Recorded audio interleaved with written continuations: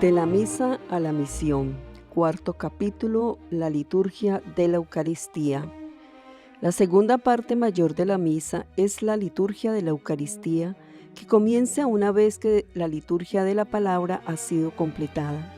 En ella tomamos parte todos, el sacerdote que preside a la comunidad y todos los laicos bautizados en Cristo, en el ejercicio de nuestro sacerdocio bautismal.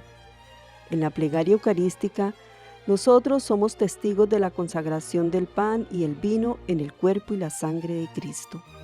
Y se hace presente en la ofrenda que Jesús hizo de su propia vida en el Calvario. Nosotros invocamos a Dios con el nombre de Padre y participamos de los frutos de esta ofrenda en la comunión del cuerpo y la sangre de Cristo. Los dones del pan y el vino son llevados en procesión por en medio de la asamblea, por representante de la comunidad que los entregan al sacerdote o al diácono. Durante esta procesión, la asamblea entona algún canto. Nosotros podemos notar que el canto refiere de alguna manera a las lecturas recién proclamadas o que habla del don de la Eucaristía que vamos a recibir. Las ofrendas simbolizan todo lo que le damos a Dios en ese momento: nuestra esperanza, nuestros sueños, nuestras preocupaciones, nuestra vida entera. Presentamos pan y vino, productos de la tierra que hemos formado con nuestro trabajo. Estas cosas simples estaban en la mesa cuando Jesús se reunió con sus apóstoles en la última cena y ahora las presentamos con amor y gratitud. Muchos granos de trigo forman un pan. El trigo es triturado para hacer la harina. Cada grano deja su forma y apariencia para volverse harina. La harina se mezcla con agua. Cada cristiano ha sido bautizado con un propósito común. La masa ha sido cocida al fuego. Los cristianos son probados en el fuego espiritual hasta convertirse en miembros dignos del cuerpo de Cristo. Muchas uvas forman el vino de la copa. Las uvas se pisan y se aplastan. Cada una cede su apariencia hasta transformarse en líquido. El jugo se fermenta. Los cristianos son también pisados hasta ser transformados por los dones del Espíritu Santo. El vino produce alegría y buen sabor a los que lo beben. Los cristianos llevan el gozo del Evangelio al mundo que espera. Jesús tomó pan y vino en su última cena. Dijo que el pan y el vino eran su cuerpo y su sangre. Les pidió a los discípulos hacer esto en su memoria. Obedientes a su mandato, presentamos pan y vino para que el Espíritu Santo nos lo transforme en cuerpo y sangre de Cristo, y que al consumirlo seamos transformados en mejores instrumentos a su servicio. Es también el momento de la ofrenda monetaria o colecta. Ese dinero es una donación hecha por los miembros de la comunidad para socorrer a los más pobres y necesitados, y sirve también para apoyar los ministerios de la comunidad, los salarios y obligaciones financieras de la parroquia. Junto con el pan y el vino, la colecta indica la disposición del pueblo de Dios para sacrificarse por el Evangelio. Esta es también una manera de participar en la autooblación de Jesucristo. Este es un momento preparatorio a la gran ofrenda que haremos en breve. Cualquier objeto que se utilice para la Eucaristía, incluyendo el cáliz, el purificador, el agua, corporales y el misal romano, es llevado al altar como preparación a la plegaria eucarística. Al momento de preparar los dones del pan y del vino sobre el altar, el celebrante deposita una gota de agua en el cáliz que contiene el vino. El agua se diluye en el vino y vendrá a formar parte de la sangre de Cristo. En la antigüedad, las personas añadían agua al vino para rebajarlo, pues era demasiado fuerte y áspero para consumirlo.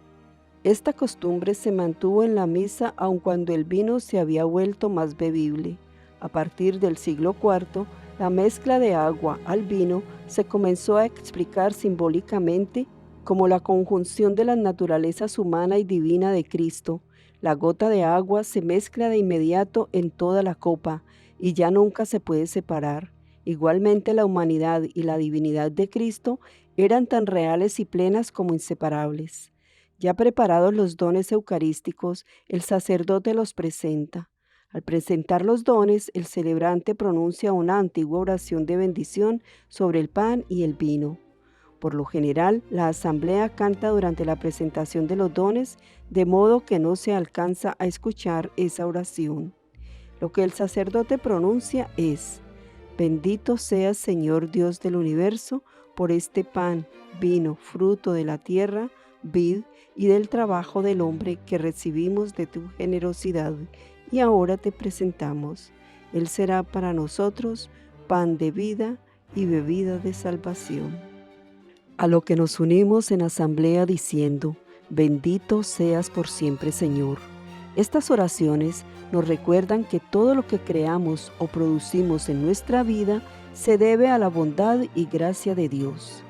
Enseguida el sacerdote invita a unirnos en oración para que el único sacrificio que ofrecemos le sea grato a Dios. Él dice: oren, hermanos, para que este sacrificio mío y de ustedes sea agradable a Dios Padre Todopoderoso. En ese momento nos ponemos de pie para expresar nuestro deseo para que Dios acepte el sacrificio conjunto con dos propósitos: para alabanza de su nombre y por el bien de la iglesia entera. Las palabras son: el Señor reciba de tus manos este sacrificio para alabanza y gloria de tu nombre, para nuestro bien y el de toda tu santa iglesia. Mediante esta plegaria, unimos nuestro sacrificio al del Señor Jesús. En su carta a la comunidad cristiana de Roma, Pablo escribe: ahora, hermanos, por la misericordia de Dios, los invito a ofrecerse como sacrificio vivo, santo, aceptable a Dios. Este es el verdadero culto. En misa y en nuestra vida, estamos llamados a unirnos a la ofrenda perfecta que Cristo presentó en su pasión, muerte y resurrección. Hacemos esto en oración y servicio, al enlazar nuestro corazón al corazón de Cristo con un amor cordial, al unir nuestras manos con las suyas en cada acto amoroso, compasivo y servicial que llevemos a cabo como seguidores suyos. Esta parte de la misa suele llamarse ofertorio, pero es mejor llamarla preparación de las ofrendas. El ofrecimiento tendrá lugar después durante la plegaria eucarística. El sacerdote y la asamblea se han estado preparando lo mismo que el altar para la ofrenda. Los dones preparados incluyen nuestra vida. Al concluir esta parte de la misa, nosotros podemos ver las ofrendas sobre el altar y visualizarnos a nosotros mismos allí con ellas, ya dispuesto todo para entregarnos en servicio de Cristo. La plegaria u oración eucarística, centro y culmen de la misa, está dirigido a Dios Padre por medio de Cristo en el Espíritu Santo. El sacerdote, quien actúa en la persona de Cristo, está colocado a la cabeza del cuerpo de Cristo, la Iglesia. En esta oración, el sacerdote celebrante no solo ofrece el pan y el vino, sino que unido en Cristo, ofrece nuestra vida al Padre. La mayoría de las 10 plegarias u oraciones eucarísticas siguen la misma estructura y tienen las mismas partes. Nosotros podemos haber notado que la oración eucarística es como una conversación. Se inicia un diálogo. El sacerdote dice: el Señor esté con ustedes. Nosotros respondemos: y con tu espíritu. Vuelve el sacerdote a decirnos: levantemos el corazón, y nosotros respondemos: lo tenemos levantado hacia el Señor. El sacerdote nos dice: demos gracias al Señor nuestro Dios, y nosotros respondemos: es justo y necesario.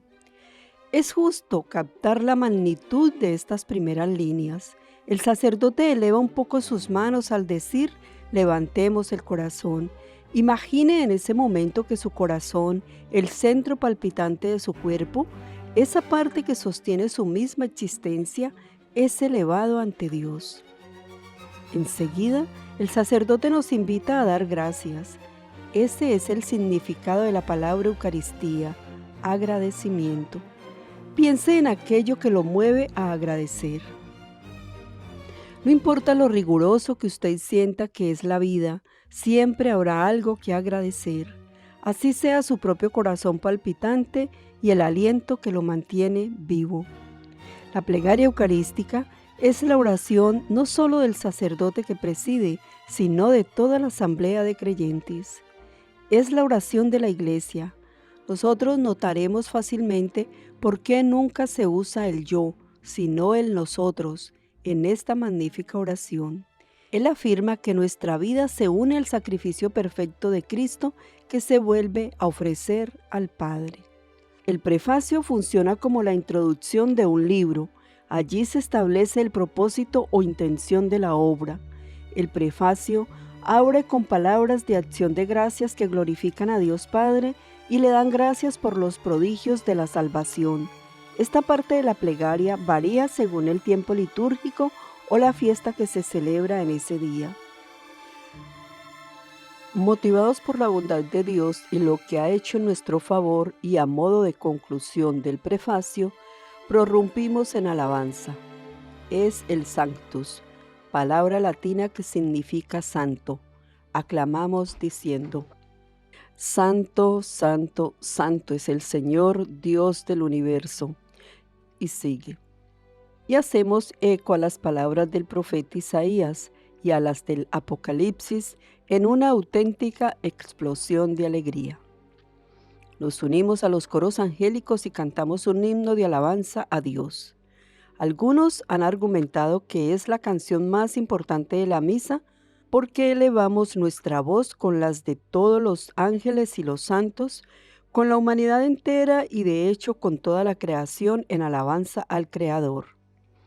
La palabra hebrea Hosana está relacionada con la palabra Jesús y con ella se alaba a Dios porque nos salva. En esto consiste la santidad de Dios. En los Estados Unidos, la asamblea suele arrodillarse después del Sanctus. El sacerdote continúa con la plegaria eucarística, alabando la santidad recién proclamada. Implora a Dios que envíe al Espíritu Santo para santificar los dones presentados. A esto se le conoce como epiclesis, que en griego significa apelación, cita o invocación.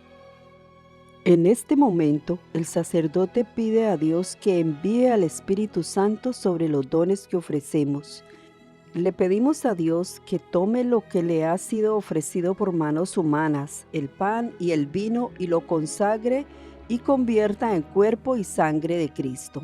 Más adelante en la oración, siguiendo la narración de la institución, apelamos al Espíritu Santo para que nos santifique y nos veamos fortalecidos por la gracia de Dios y podamos ser capaces de vivir nuestra vocación de discípulos de Cristo. Nosotros también somos cuerpo de Cristo. Hasta ahora el pan y el vino que están sobre el altar han sido simplemente esto, pan y vino. Ahora el celebrante, actuando en la persona de Cristo, repite las palabras de la institución que Cristo empleó en la última cena.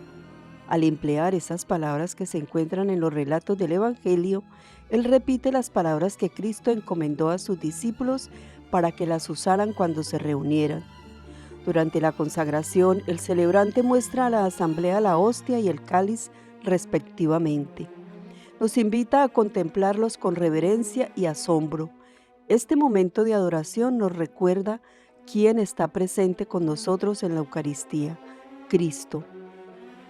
En tanto que el pan y el vino parecen iguales, pues tienen todas las propiedades físicas del pan y del vino. En realidad han sido transformados en el cuerpo y la sangre de Cristo. Cristo se nos da como el alimento espiritual que necesitamos para nuestra vida de discípulos. Lo recibimos en su plenitud, cuerpo, sangre, alma y divinidad.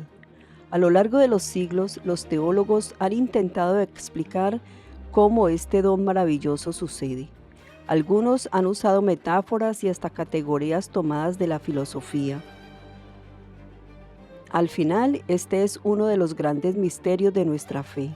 Los católicos creemos que los elementos consagrados son verdadera e irreversiblemente el cuerpo y la sangre de Cristo.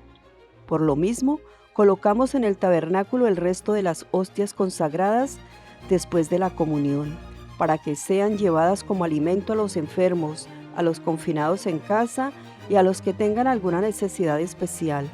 En cambio, el vino consagrado que queda después de la comunión se consume. En los relatos del Evangelio, Cristo Jesús no explica cómo ocurre la transformación. Por siglos la Iglesia Católica Romana ha explicado que la presencia real de Cristo en la Eucaristía ocurre como resultado de una transustanciación.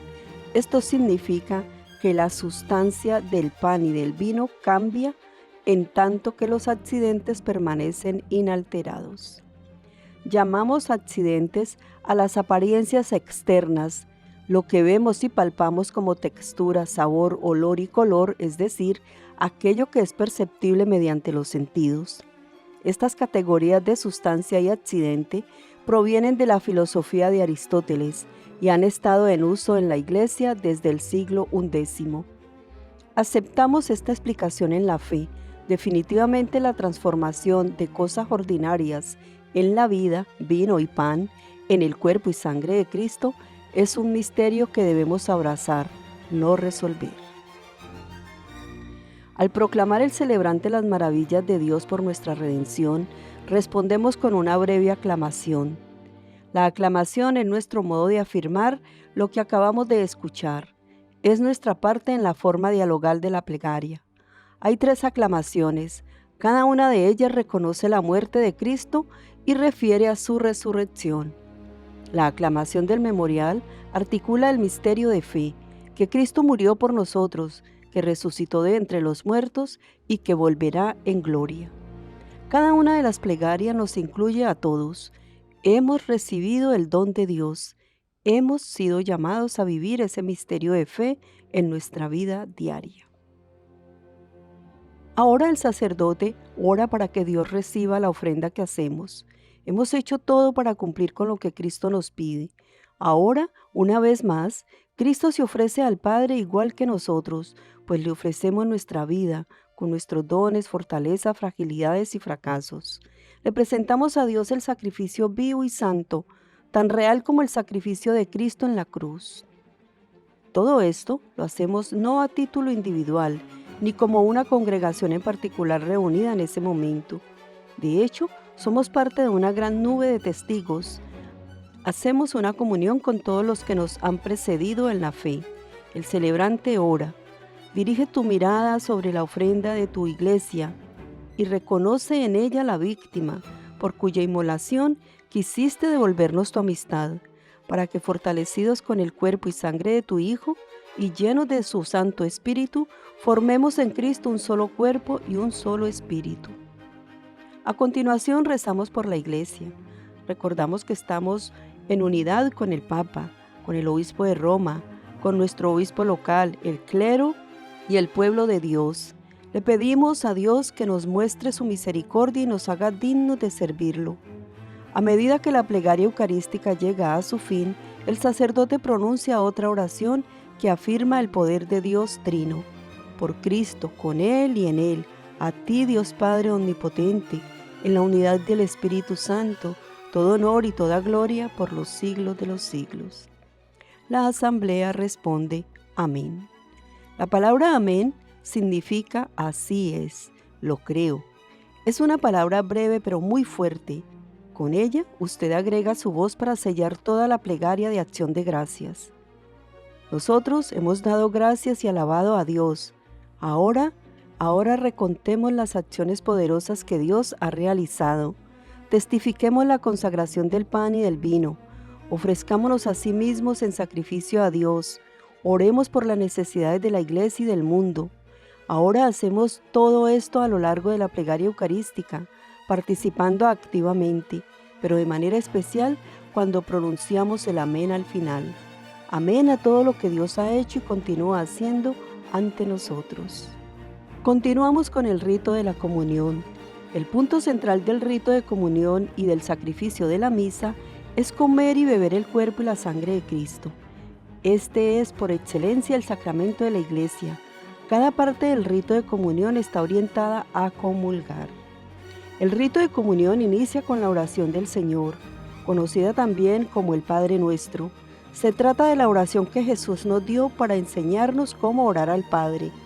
Es una plegaria simple y profunda que formula 7 peticiones a Dios para satisfacer las necesidades humanas. Para muchos de nosotros, el Padre Nuestro ha sido la primera oración de la Iglesia que aprendimos. La pronunciamos en cada misa, pero también al rezar el rosario y muchas veces cuando oramos personalmente. Es una oración que la Iglesia Católica también comparte con otras confesiones y denominaciones cristianas y que nos une en la fe del Dios Trinitario. Uno de los nombres que usamos para referirnos a Jesús Cristo es Príncipe de Paz. Creemos que su reino es de paz. En el Evangelio de San Juan, a sus seguidores y a nosotros, Jesús dice: «La paz les dejo, mi paz les doy, no como la da el mundo. No se inquieten ni se acobarden».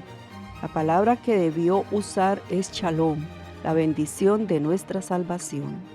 Es muy importante que cada semana se nos recuerde en misa que somos personas de paz. El sacerdote nos hace llegar las mismas palabras de Jesús cuando lo invoca diciendo: «Señor Jesucristo, que dijiste a tus apóstoles, la paz les dejo, mi paz les doy, no tengas en cuenta nuestros pecados, sino la fe de tu iglesia, y conforme a tu palabra, concédele la paz y la unidad». A lo que la asamblea responde: amén. Enseguida nos volvemos a nuestros amigos, vecinos y a todos los que nos rodean, aunque no sepamos sus nombres, nos damos un saludo de paz. Cristo mismo se nos da. El intercambio de la paz es un signo de comunión cristiana. Anticipa la comunión de la que vamos a participar en el sacramento de la Eucaristía. El signo de la paz no es la oportunidad para decirnos hola, ¿cómo estás?, ni para presentarnos a otra persona, ni para acordar dónde nos encontraremos terminada la misa, ni para intercambiar información, ni para chequear mensajes, ni el celular. Es un tiempo para compartir la paz de Cristo. Solo los bautizados pueden compartir verdaderamente esta paz. Este signo no simboliza ni el perdón ni la reconciliación. Significa la paz que ya existe, no la que debiera existir. Los cristianos comparten su membresía en el cuerpo de Cristo. Esta membresía, esta paz mutua, es lo que compartimos unos con otros. En nuestro tiempo tan lleno de conflictos, este gesto adquiere también desde el punto de vista de la sensibilidad común un relieve especial, ya que la Iglesia siente cada vez más como tarea propia pedir a Dios el don de la paz y la unidad para sí misma y para toda la familia humana. Una vez que la comunidad ha sido invitada a ofrecer el signo de la paz a los cercanos, el sacerdote parte la hostia sobre la patina, ese platito dorado que se usa como receptáculo. Toma una pequeña porción de la hostia y la coloca en el cáliz. Esta práctica se remonta a la iglesia primitiva. En alguna época solo había una misa dominical en cada ciudad.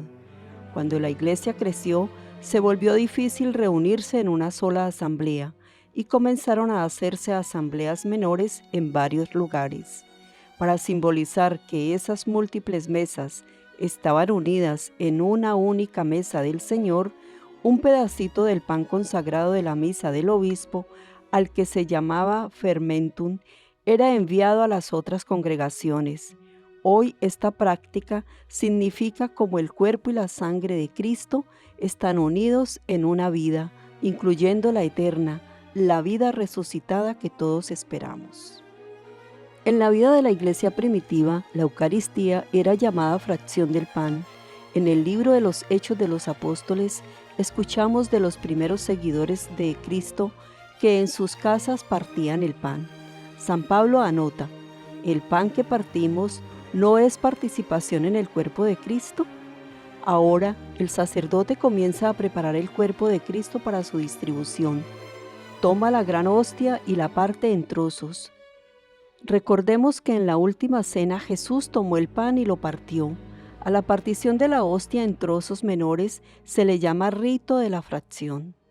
Mientras se lleva a cabo la fracción se canta el Cordero de Dios. En latín se le llama Agnus Dei. El Cordero de Dios es una letanía, una secuencia de peticiones a Dios y se recomienda que se cante.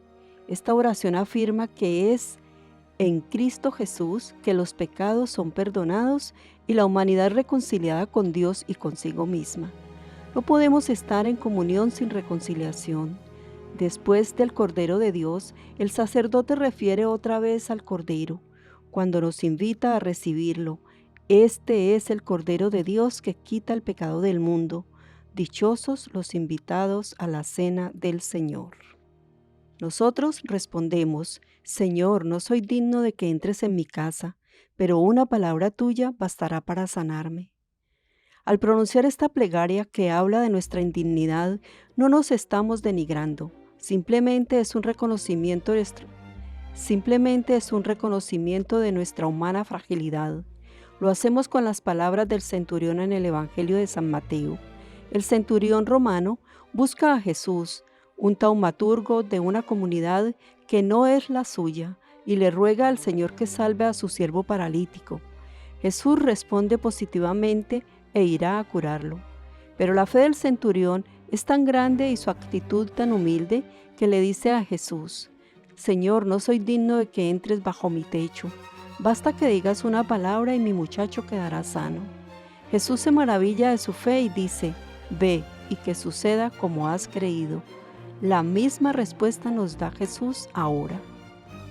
La oración está completa. El vino y el pan han sido transformados en el cuerpo y la sangre de Cristo. El pueblo de Dios se acerca en procesión al sacramento de la comunión. Se acerca cantando, todos cantan. El canto también muestra la unión del cuerpo de Cristo, la comunidad unida. Las voces se unen unas a otras al avanzar hacia el sagrado alimento. No estamos solos, somos un pueblo santo.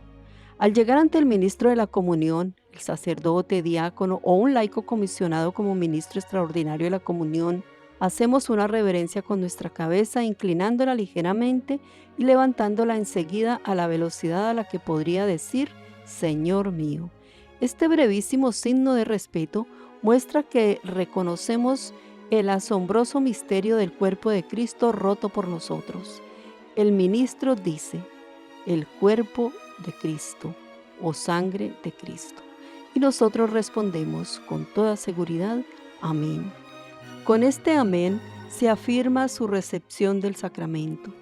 Es una expresión de fe en aquel que sufrió y murió por cada uno de nosotros.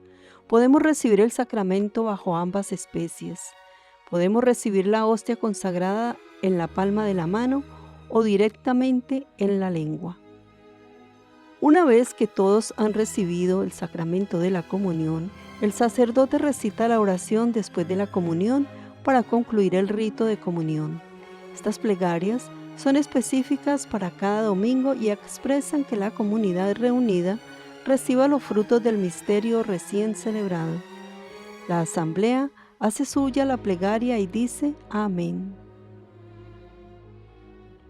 San Agustín nos decía: en consecuencia, si ustedes son el cuerpo y los miembros de Cristo sobre la mesa del Señor, está el misterio que son ustedes mismos y reciben el misterio que son.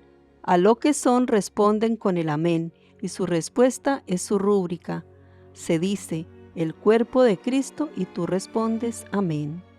Sé miembro del cuerpo de Cristo para que sea auténtico el amén.